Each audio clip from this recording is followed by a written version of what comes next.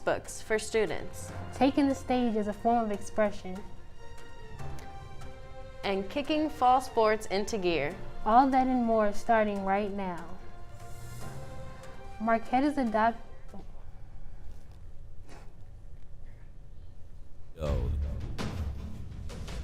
This is Marquette Now. Marquette is adopting the Land and Water Acknowledgement created with the Native American Student Association. The Land and Water Acknowledgement discerns the long-standing connection that Native peoples and nations have with the land and water that Marquette University is located on and near. Marquette Now's Vanessa Rivera has more. The idea of this acknowledgement comes from a meeting the Native American Student Association had with President Michael Lovell and Provost Kimo Ayun. Milwaukee's homelands and waters include many nations, and some run through Marquette's campus, including Potawatomi, Ho-Chunk, and Menominee lands. They pretty much told me, they were like, okay, yeah, we wouldn't be opposed to this at all. Actually, this would be a great idea. So come back next meeting with a draft, and we'll see what we can do. And Marquette adopting this acknowledgement is exciting to some students. Oh, it was great. I texted my grandparents right away. It felt so good. I was very excited that they did that. An associate professor of history, is curating a website with a few students and researchers. It captures the indigenous roots woven not only in Marquette, but in Milwaukee. So the map itself is, I'm hoping, if the administration will see fit, to basically add an addendum to the Land and Water Acknowledgement by showing visually how you can actually see these places that we walk on, this room, Zilber Hall, the Milwaukee River, Solomon Juneau Park, all these different places, how they have indigenous roots both in the past, the present right now, and then the future. And so it's taking the Land and Water Acknowledgement and actually making us wrestle with that, and the city of Milwaukee wrestle with the fact that we're on stolen land. Claire Camblin is one of the students working on this project. It was a really valuable experience because I'm also Native American myself. I'm Osage Nation Eagle Clan. So it was good to be able to learn about different indigenous peoples that aren't in my own tribe and that I know about. So it was cool to see like all the similarities and differences between each tribe. And I grew greater appreciation for my own heritage and just Milwaukee in general. Liberato recognizes his impact on campus and hopes for real change to continue for the Native student body. What I seek to do, what I have seek to do throughout my career at Marquette was not just symbolic changes, but making the tangible lives of Indigenous students better on campus, and making sure that their retention rates are high and we're being recruited, and that we're on the same playing field. I'm Vanessa Rivera, Marquette Wire News. Provost Kimo Ayun's new committees are beginning the search to choose new deans at Marquette. The Vice President for Inclusive Excellence Committee is chaired by Nakia Gordon. The Dean of College of Nursing Committee is chaired by Lisa Hansen, and the Dean of Libraries Committee is chaired by Deirdre Dempsey. Each chair is committed to finding a permanent dean that will continue to guide Marquette in a positive direction. You know, I see my role as chair for the Vice President of Inclusive Excellence as an opportunity to really help move Marquette in the direction it wants to go. Right, and so we want a person who understands Marquette, or who can come to understand the climate at Marquette and really have a vision and a plan for moving us toward a better Marquette, a more inclusive Marquette, one that has more representation. The retiring deans have a big role in the university, and the chairs have an important decision to make. The library is the center of the university. It's where everybody comes to. You have faculty, you have staff, you have students using it. It integrates all different parts of the university community. So it's really an important search. The COVID-19 pandemic continues to cause institutions to operate online. Marquette's College of Nursing is experiencing the same. The college is implementing new coursework to efficiently deliver virtual health care. As I found out, nursing students will be learning how to help patients over video. Marquette's College of Nursing is advocating for patients after receiving a $1.5 million grant in early September. Our Marquette model really focuses on that Jesuit concept of cura personalis, care for the whole person. The grant will be used to advance digital healthcare delivery, says Patricia Schrader, the founding director of Marquette's Telehealth Virtual Care Accelerator. As we integrate this content into all of our curricula, it will most certainly reflect the mission and the values and the core competencies that all of our students bring forward. Telehealth assignments and simulations are going to be incorporated into classes of all levels. I think it's a great expansion to the program just because right now in school we're not really learning too much about telehealth, but I do believe that it is the next step in helping patients. Students will learn how to assess patients over the phone and ensure they are managing their health concerns efficiently. We'll actually get to answer more in-depth questions over the phone. And patients may feel more comfortable asking questions from the comfort of their own house rather than when they're in a clinical setting. They might feel nervous or anxious, so when they're able to do that from home, we'll be able to answer their questions more clearly and fully. We're partnering and we're collaborating, and we really believe that the work that we're going to do over the next years in delivering digital care is going to make a difference. We're going to be the difference for Marquette. Telehealth will continue to advance over the course of the years, and Marquette's nursing students will be at the forefront of it all. I'm Isa Kregel, Marquette Wire News. More in Marquette's healthcare field, Assistant Physical Therapy Professor Jacob J. Capon, who holds a doctorate in physical therapy, has been awarded a $1.9 million grant. The grant from the National Institutes of Health High Risk, High Reward Program allows Capon to embark in a research program focusing on decreasing chronic disease in midlife competitive athletes. So Marquette is really just a really exciting place for me to conduct this research, and provides the resources, collaborators, mentors, facilities, and opportunities to take this new, exciting research to another level.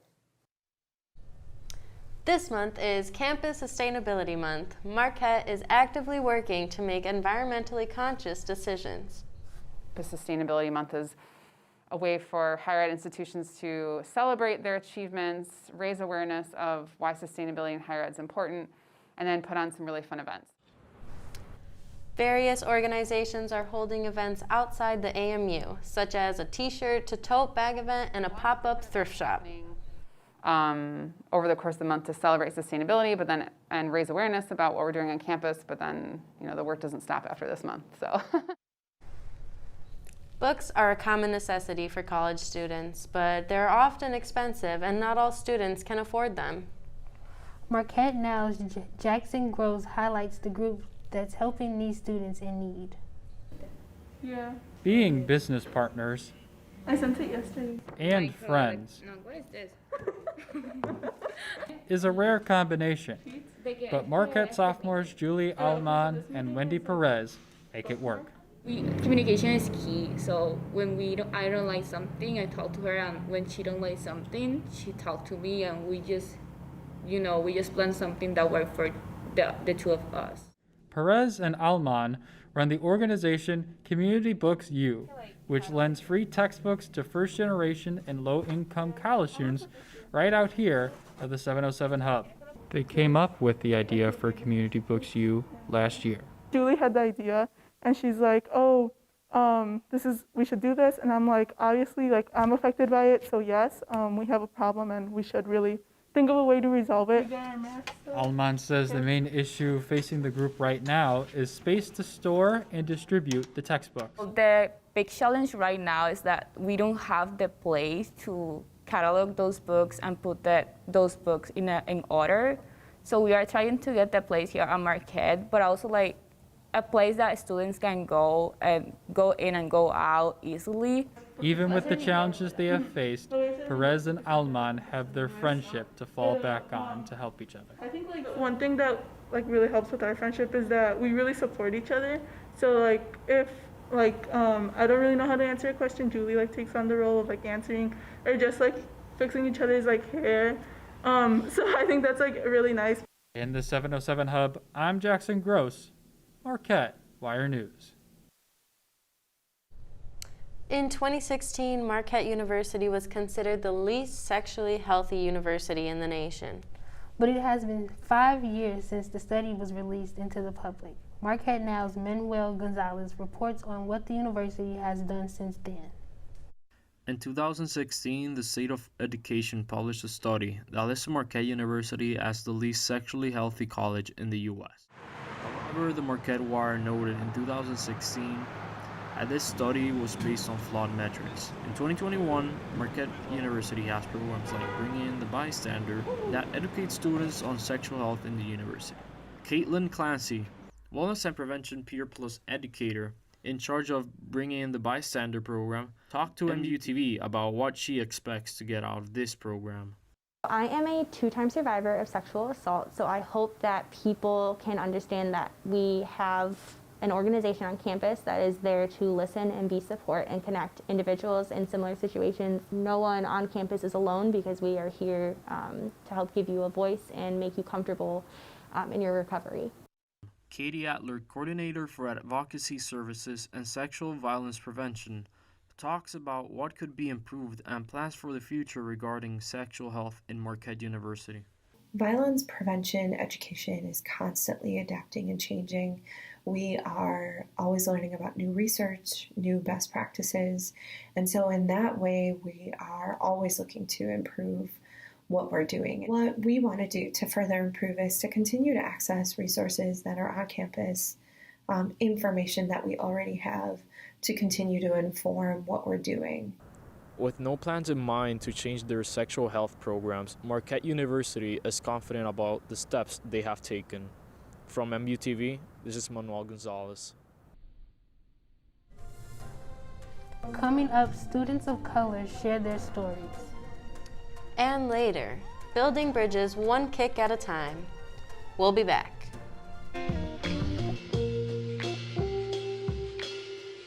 After you joined our family, it was like, I really do feel complete now.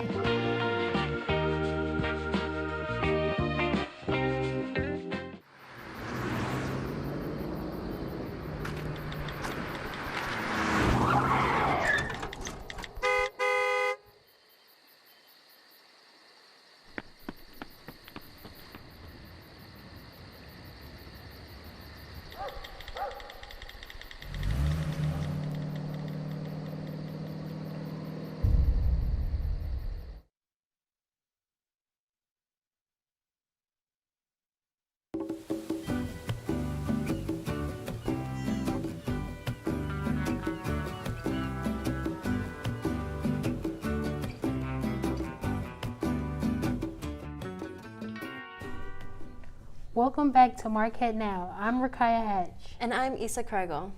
The Black Student Council is opening the floor for students to express themselves.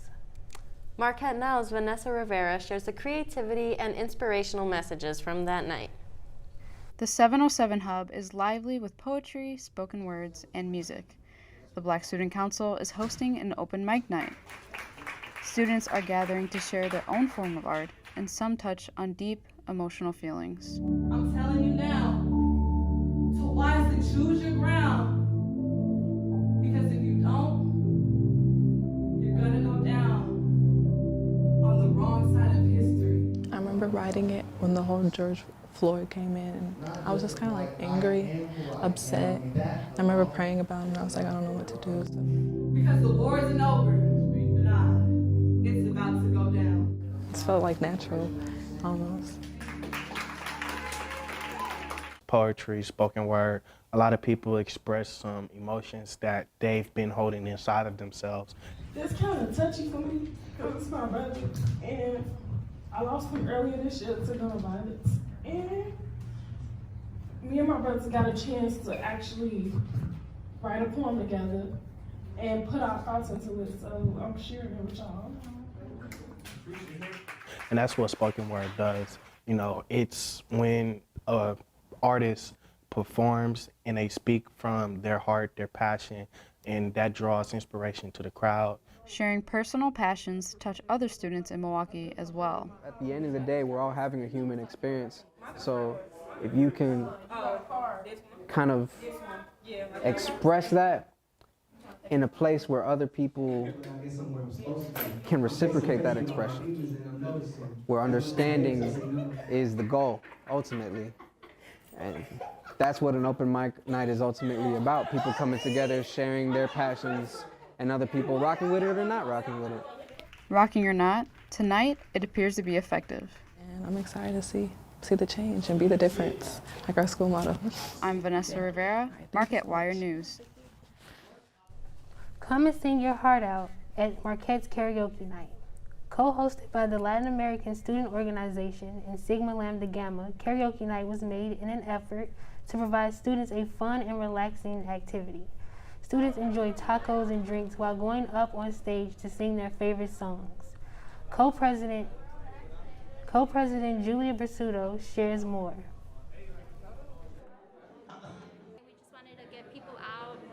Before midterm started and just relax, have some tacos, sing their hearts out, and just have fun. The event took place the 8th of October in the Alumni Memorial Center. The mic doesn't stop there. The Marquette Wire is hosting its annual Rockathon event.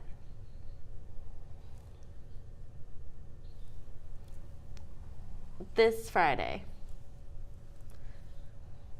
From 7 p.m. to 9 p.m., listen to live music at Westtown Square Hall, all while supporting the Bavlov Foundation, a U.S. pediatric cancer nonprofit organization.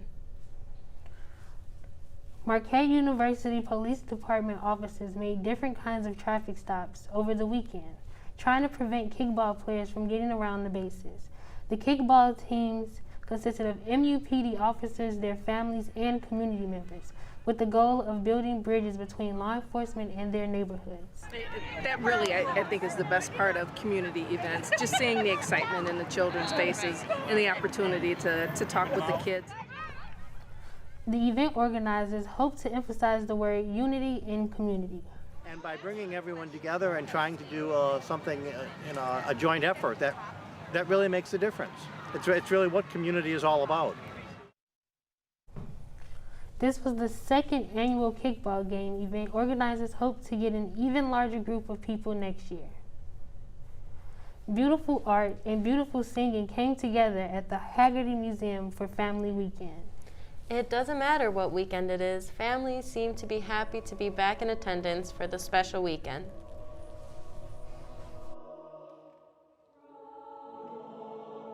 We've really missed it, so it's very emotional for us to finally get to see all of them together, actually, and just how much work they do. They work hard at something that they love.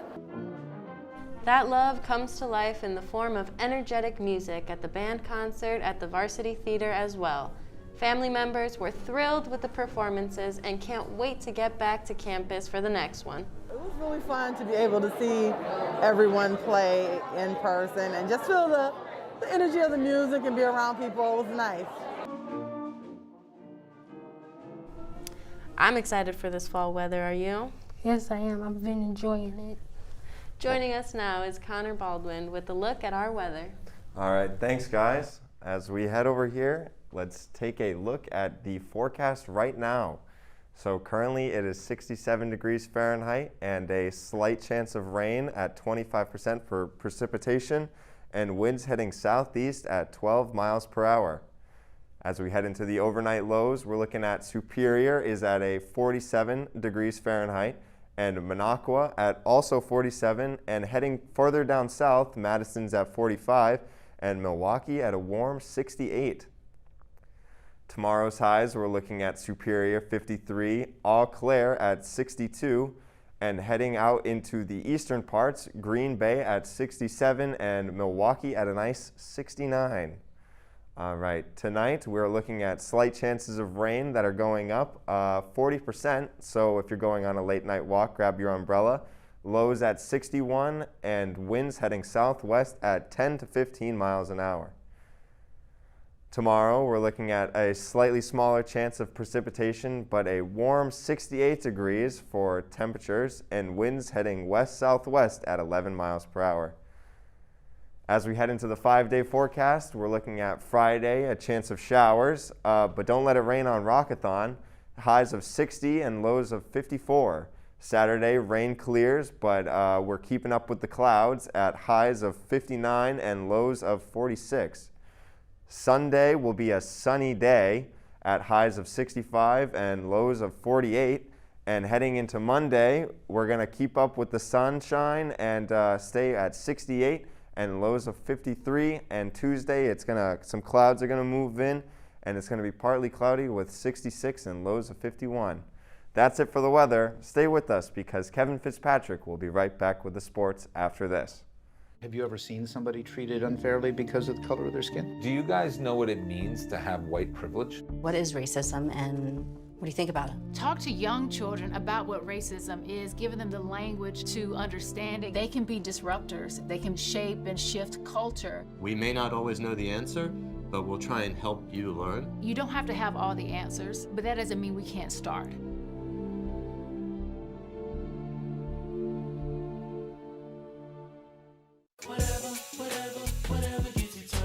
There are a lot of ways to reach out to a friend about their mental health.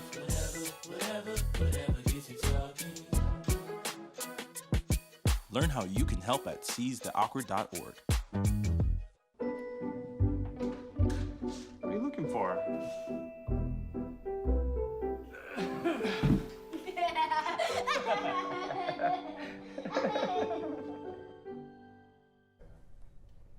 Welcome back. I'm Kevin Fitzpatrick with your Marquette Now Sports Report. Fall athletics here on campus have been in full swing, all in the midst of their seasons. Volleyball, men's and women's soccer played 2 games each over the past week, with majority being on the road. Starting off with volleyball, the squad took a trip to Providence and Creighton. The Golden Eagles took control of their first road game of the weekend against Providence with a 3 straight set sweep. Graduate student Hope Wirch tallied in 12 kills on the night. Marquette traveled to Nebraska for a match against number 19 Creighton Blue Jays. The Golden Eagles fell in 4 straight sets, and their 8-game win streak was ended. Moving over to Marquette men's soccer, the weekend ended on a high note for the Golden Eagles as they traveled to Nebraska for a match against Creighton on Saturday.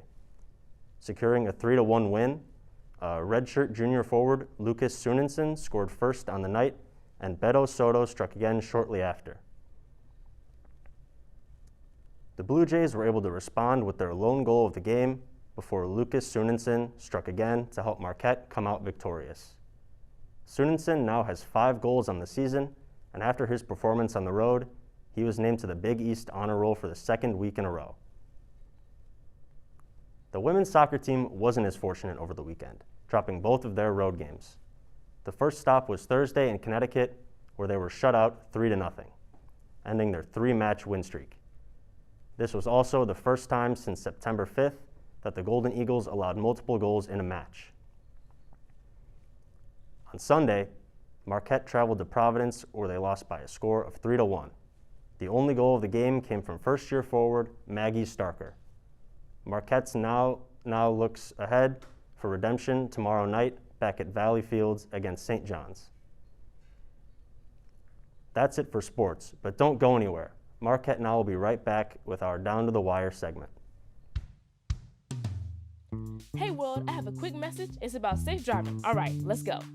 Anytime you're driving, have the seatbelt buckled tight. Both hands on the wheel and your phone out of sight. When not in your hand trying to text somebody back. Because if you do, your car might get smacked. The moral of the story, just put your phone down. The people on the road will stay safe and sound. Put your phone down, put your phone down. People on the road will stay safe and sound. Yeah.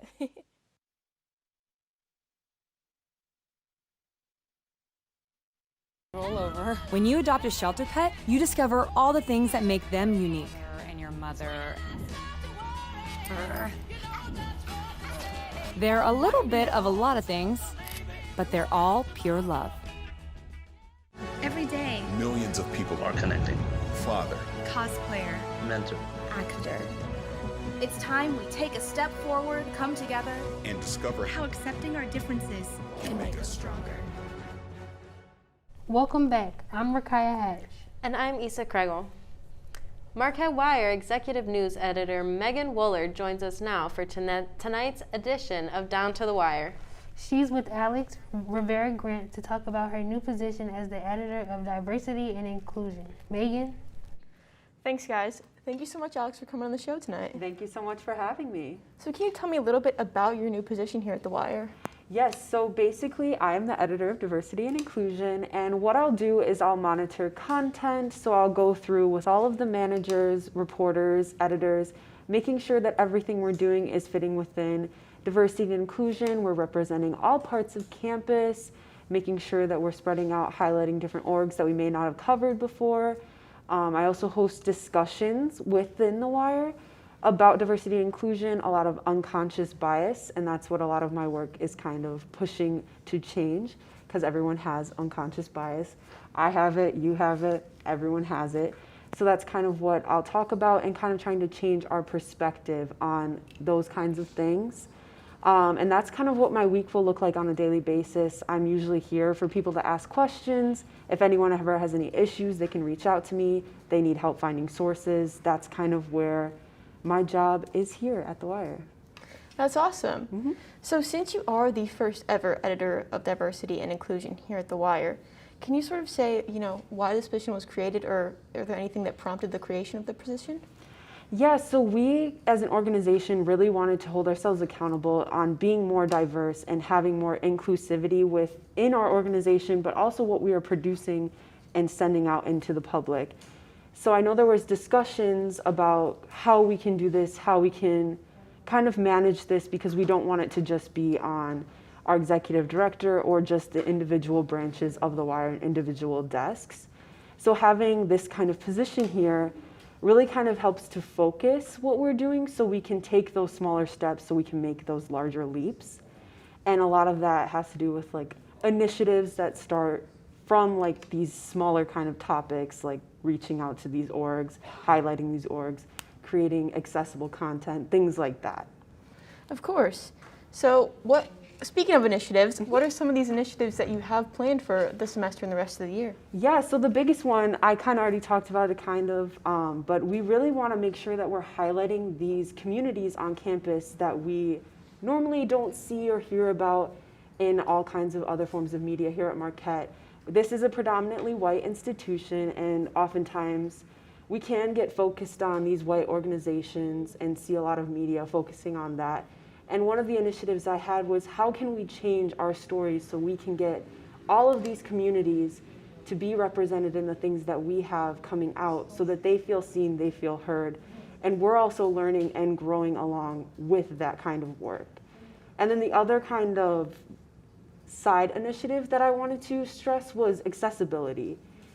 We all have varying different abilities within our lives, and we need to make sure that we're catering to all people within our community, because not everyone has the ability to see or hear, so we need to make sure that our content reflects that community, because we're making content for Marquette students, we're making content for people who follow Marquette, we're making content for people to just see who may not be affiliated with the college at all. So making sure that we have the kind of content we need, that everyone can enjoy it, is really my biggest thing. All right, Alex, that is all the time that we have tonight. Thank you so much for coming on the show. Thank you for having me. I'll send it back to Rakai and Issa in the studio. That's our report for tonight. Thanks for joining us. I'm Rakaya Hatch. And I'm Issa Kregel. Remember to check MarquetteWire.org for all the latest campus news. Good night, Marquette.